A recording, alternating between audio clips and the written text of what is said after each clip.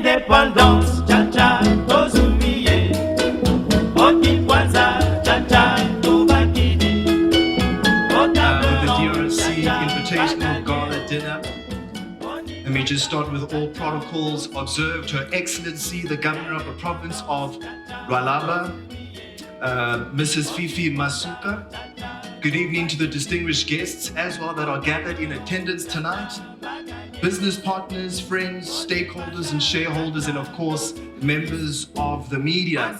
Because this is a Congolese event, I want to say bonsoir to everyone. Thank you for taking the time to be with us tonight. I think that arguably this is the most powerful place in South Africa because we have the most influential people under one roof.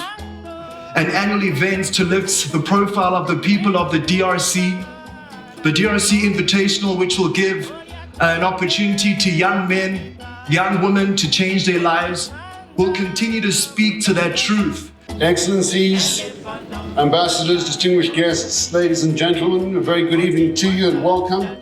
My name is Adrian. I am the General Manager for the Leonardo. Ladies and gentlemen, I wish you a very good evening. Kinshasa having over 12, 13 million people, it's by itself already potential market for any farmers. I would like to invite you to come with us to build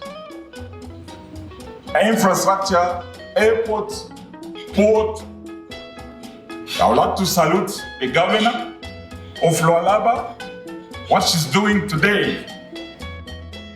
To see everybody on this room tonight for the one good cause, to see how can we move this narrative we have on thinking in a different direction about Democratic Republic of Congo.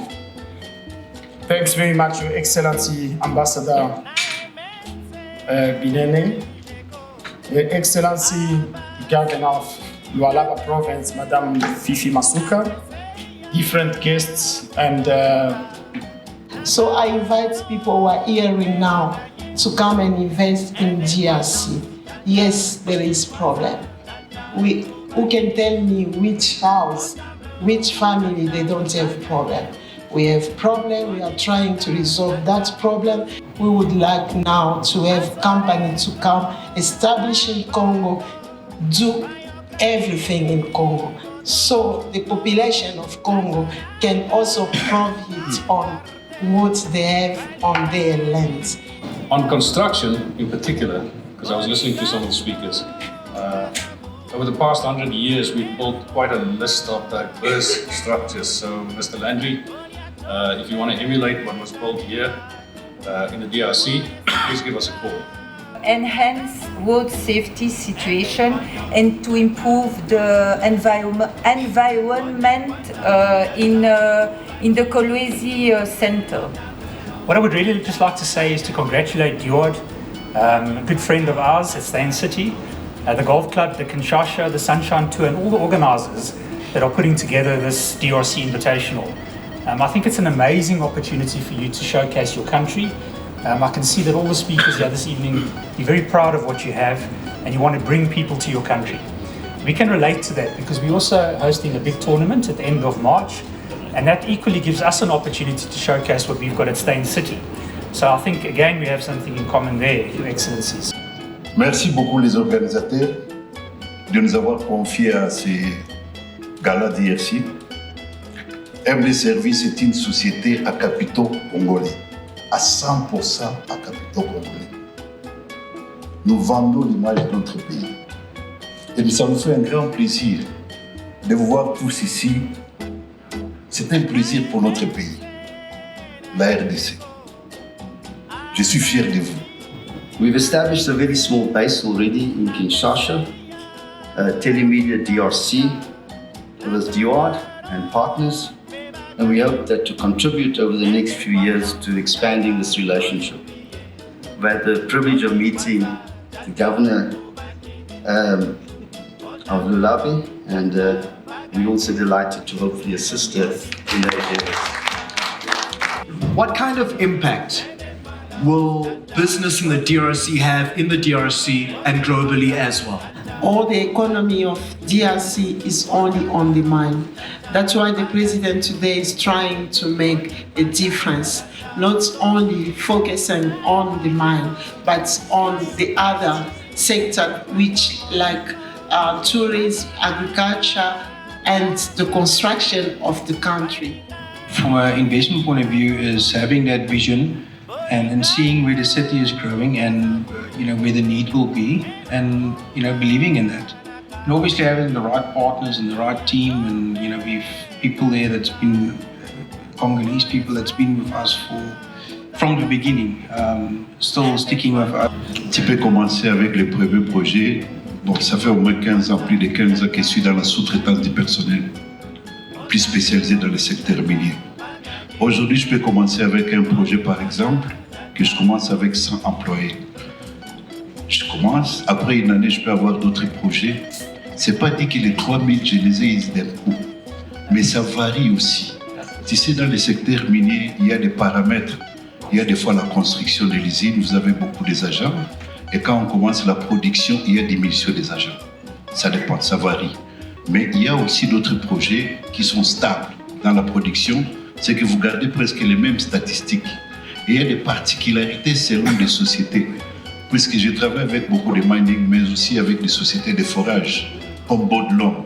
Baudlong, il peut avoir un projet, par exemple, aujourd'hui au Katanga, avec 12 agents. Demain, ils peuvent augmenter. Après, demain, ils peuvent augmenter. C'est que ça varie. Mais les statistiques aident au moins plus de 3000 pour le moment. Plus de 3000 pour le moment. Mais aussi, non seulement des Congolais que nous gérons aussi des expatriés.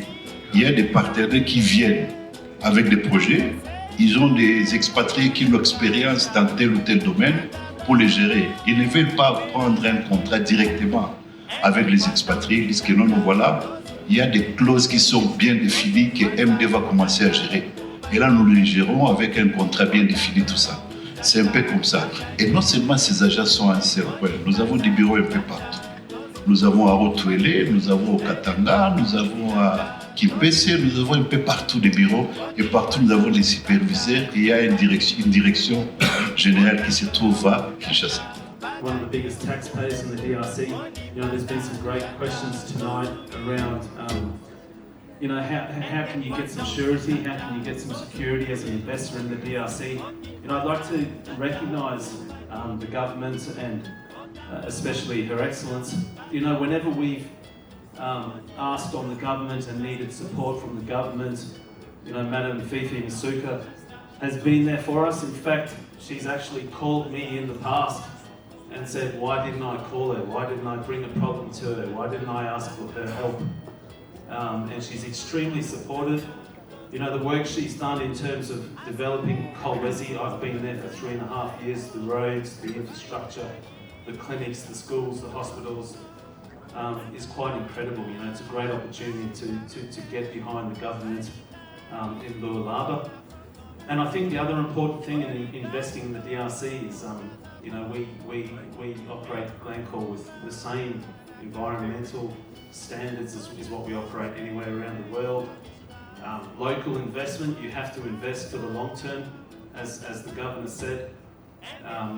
We invest heavily in building local enterprises, local businesses, small mum and dad businesses from, 1 or 2 people. They've grown with us up to where they're up to hundreds of people. So, I think the climate's definitely ripe for investment in the DRC. Glencore's there for a long time. We're there for the long haul. Easy country to turn away from, but that's the soft option. The strong option is to move in there and to take the risk, and we haven't looked back.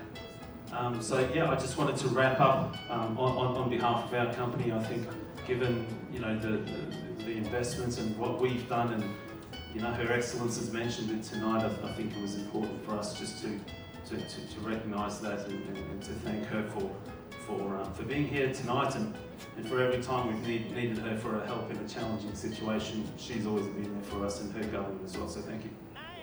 What are the measures in place is pay your progress, that when one brings his millions, for the upliftment of our population when it comes to basic needs. Skills that they have developed, because there's lots of communities that are here that would want to work with them because they've learned some of the skill base, but would want to.